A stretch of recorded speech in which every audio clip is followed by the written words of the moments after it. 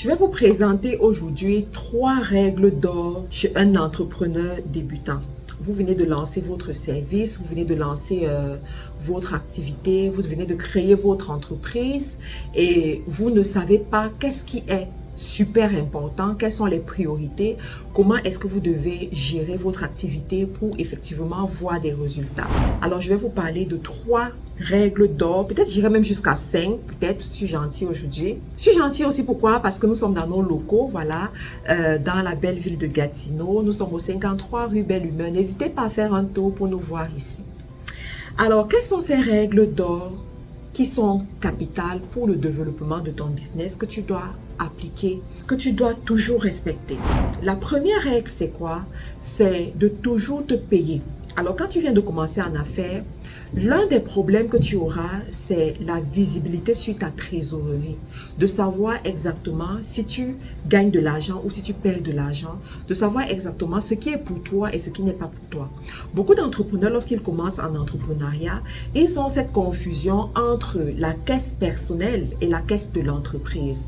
Alors, pour éviter l'amalgame entre les deux caisses, ce que je te recommande, c'est de te payer un salaire. Très important. Alors, il faut être réaliste pour savoir que tu ne pourras pas te payer un salaire comme cet employé qui travaille dans une grande entreprise où tout est déjà bien réglementé, où ils ont assez d'argent qui rentre. Tu vas commencer avec les moyens de ton entreprise. Je prends un exemple. Si ton entreprise te permet de te payer un salaire de 100 euros, paye-toi le salaire de 100 euros. Si ça te permet de payer un salaire de 200 euros, paye le salaire de 200 euros. Si ça te permet de payer un salaire de 1000 euros, paye le salaire de 1000 euros. Mais en fonction des revenus de ton entreprise, paye-toi un salaire. Pourquoi c'est important? C'est important parce que ça va te permettre de savoir qu'est-ce que l'entreprise vaut et qu'est-ce que tu peux prendre pour tes besoins personnels venant de l'entreprise. Le problème, beaucoup d'entreprises tombent en faillite les 3 premières années de leur création. Pourquoi? Parce que les fondateurs, parce que les leaders de l'entreprise ne savent pas faire la différence entre ce qui est à eux et ce qui n'est pas à eux. C'est la raison pour laquelle, lorsqu'ils gagnent des contrats, ils gagnent des marchés, ils ont des clients, l'argent rentre, directement ils vont s'acheter des belles perruques pour les femmes, des beaux vêtements, voilà, les beaux bijoux, ou bien acheter la nouvelle voiture, ou alors s'offrir des vacances. Moi, je vois ça tellement sur les réseaux sociaux. Tu vois un nouveau entrepreneur qui a créé son entreprise, qui est en train d'avoir le premier succès, parce qu'il faut savoir que l'entreprise a ses phases, on est d'accord. Au début, tu auras du succès parce que c'est nouveau, voilà. Les gens aiment la nouveauté, les gens se bousculent pour la nouveauté. Ensuite, tu auras une période de calme, on va dire ça comme ça, une période de calme où tu n'as plus assez de flux qui rentre. Et là, pour pouvoir rebooster les choses, il te faudra de nouvelles stratégies, te faudra même injecter de l'argent pour booster les choses. Sauf que le succès du départ, le succès, voilà, le succès des débuts là, trompe beaucoup et directement, ils se mettent à dépenser de l'argent et après ne peuvent plus rebondir. C'est la raison pour laquelle beaucoup vont fermer entre-temps. Donc, il faut tenir compte de ça. Pour éviter ce genre de choses, tu dois savoir exactement qu'est-ce qui est à toi et qu'est-ce qui n'est pas à toi. D'accord? Donc, là, par exemple, tu vas payer ton salaire, tu dois te payer un salaire, première des choses. Deuxième des choses, tu dois savoir épargner. Vous savez, dans la trésorerie de votre activité, de votre entreprise, il doit avoir un peu d'argent pour l'épargne. Très souvent, on va vous recommander d'aller même sur 20%, voilà, 20% que vous mettez de côté. Alors, pourquoi c'est important d'épargner? C'est important d'épargner parce que l'entreprise est comme un bébé qui grandit. Et plus l'entreprise grandit, plus ses besoins augmentent aussi. Et pour booster la croissance de votre entreprise, vous aurez besoin de plus d'argent. Sauf que il y a plusieurs moyens d'avoir de l'argent, c'est augmenter vos prix par exemple, c'est trouver du financement chez un bailleur de fonds ou bien à la banque, ou alors c'est d'épargner vous-même pour pouvoir augmenter votre fonds en fait, votre capital. Donc, à ce niveau, moi je vous recommanderais plus d'aller plus sur l'épargne parce que les banques, les premières années d'entreprise, les banques sont un peu sceptiques à financer les nouveaux entrepreneurs. Donc, ils vont vous recommander peut-être d'avoir 2 années de vie ou même 3 années de vie. En Afrique, c'est jusqu'à 5 années de vie avant de prétendre espérer un financement chez une banque. Donc, à ce niveau, la seule option qui vous reste, c'est quoi? C'est de l'épargne. Donc, allez-y, épargnez, épargnez, épargnez encore.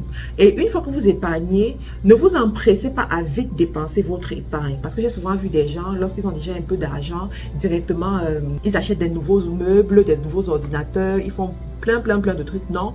Donc, faites l'effort d'avoir une certaine somme, une somme conséquente que vous allez réaliser un projet qui va faire boum, un projet qui va bousculer, en fait, qui va faire avancer votre entreprise, un projet qui va peut-être plus vous attirer la visibilité, mais vraiment un projet qui va marquer un tournant décisif dans votre entreprise. Et là, vous allez vous rendre compte que l'entreprise est réellement en train d'évoluer. L'épargne aussi va vous permettre d'innover dans cette activité-là. Vous savez, il y a beaucoup de gens, par exemple, qui sont dans le digital, qui font le e-commerce, qui font des activités, mais qui n'ont pas certaines applications qui leur permettent de gagner en temps, qui leur permettent de pouvoir gérer leur clientèle comme il faut. Mais là, il te faut épargner et investir pour avoir ce genre de logiciel, pour avoir ce genre d'applications qui vont te faire aller un peu plus vite.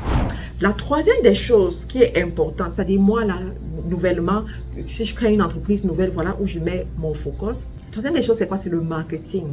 Vous savez, une entreprise qui n'est pas visible, c'est une entreprise qui va mourir. Une entreprise qui n'est pas visible, c'est une entreprise qui ne vend pas. Une entreprise qui n'est pas visible, c'est une entreprise qui aura des problèmes de trésorerie. C'est comme ça. Donc, allez-y, travaillez votre marketing. Faites l'effort d'être visible par tous les moyens. C'est-à-dire que tous les moyens sont bons. Dernièrement, j'écoutais Dan Lok lors d'une conférence et puis il a demandé dans la salle qui me connaît dans la salle. Il y en a qui ont levé la main. Il a dit qui ne me connaît pas dans la salle. Il y en a aussi qui ont levé la main. Et il a dit je m'excuse auprès de vous qui ne me connaissez pas parce que j'aurais dû tout faire pour que vous puissiez me connaître. Le fait que vous ne me connaissez pas, ça veut dire que je perds beaucoup d'argent. Et ça m'a marqué. Et c'est vrai. Et c'est vrai. Regardez un peu. Il y en a aujourd'hui qui utilisent leur statut WhatsApp pour faire des ventes.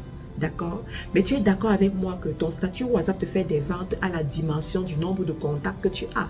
Plus de contacts tu as, plus de prospects aussi vont voir tes produits et peut-être vont devenir des clients. Mais si tu n'as pas beaucoup de contacts, tu n'auras pas les ventes qui vont suivre. C'est pareil dans ton business. Donc, si tu multiplies les canaux de visibilité, les canaux pour te faire connaître, tu vas également faire les ventes. Les gens viendront. C'est la raison pour laquelle je te recommande de casser la baraque.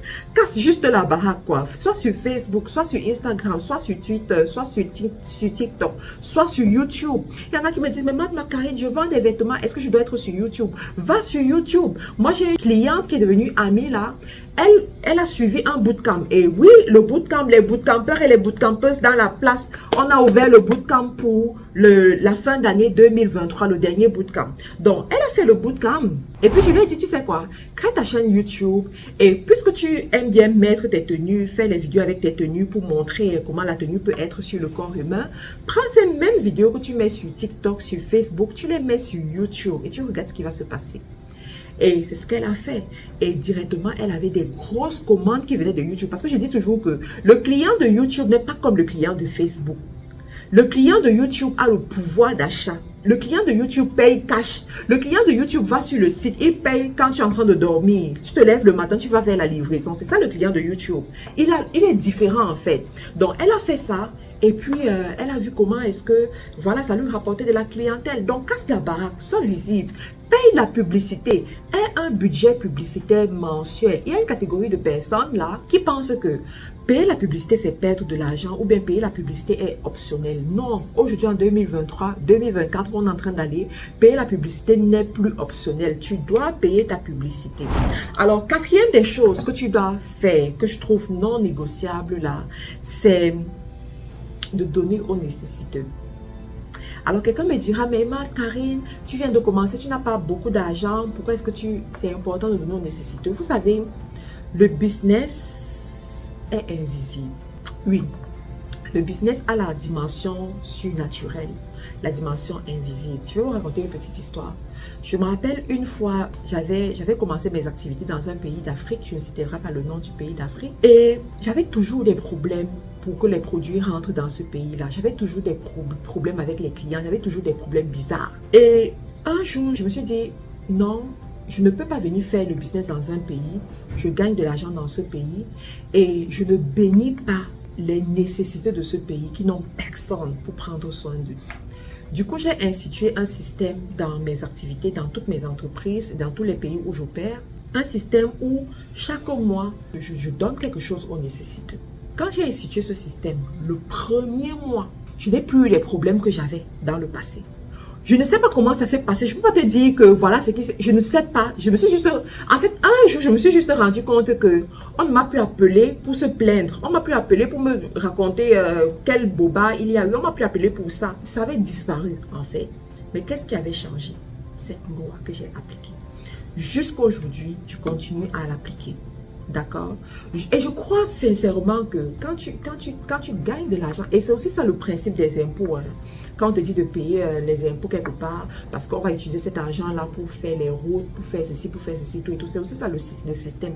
Mais je vais un peu plus loin, je me dis, je gagne de l'argent dans un pays, ce pays me bénit, pourquoi ne pas aussi être une bénédiction à ceux-là qui sont limités par la force de la vie, qui sont limités par voilà, les situations désastreuses qui ont pu arriver dans la vie. Je vais soutenir ces personnes chaque mois, d'accord?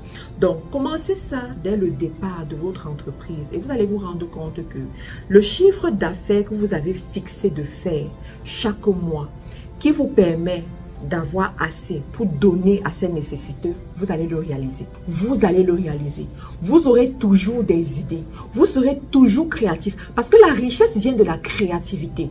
Une personne créative, c'est une personne qui saura bien animer ses réseaux sociaux, qui saura bien parler à ses clients, qui saura se distinguer de la concurrence, qui saura avoir toujours des nouvelles idées pour épater l'auditoire.